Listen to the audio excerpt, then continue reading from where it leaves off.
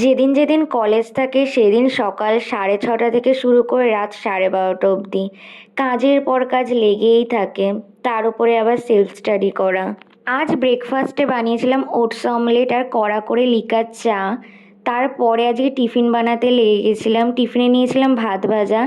দেন স্নান করে এসে ঠাকুরকে একটু ধূপকাঠি দেখিয়ে রেডি হয়ে গেলাম কলেজ যাওয়ার জন্য। যা গরম পড়েছে এখন রাস্তায় বেরোনো মানে নিজেকে নিজেই শাস্তি দেওয়া আর সব থেকে কঠিন একটা কাজ।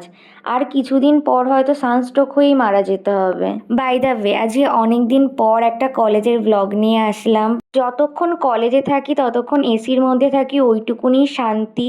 যেই কলেজ থেকে বেরিয়ে যাই আবার ওই রোদে যা নাজেহাল অবস্থা হয়ে যায় আমাদের। কলেজ থেকে বেরোতে বেরোতে অলমোস্ট 3টে বেজে গেছিলো আর রুমে আসতে আসতে 3:30। রুমে এসেই ফ্রেশ হয়ে একটু ঘুমিয়ে নিয়েছিলাম। So yeah, that is for today. If you like my video, so please do subscribe to my channel and take care to all of you. Tata, bye bye.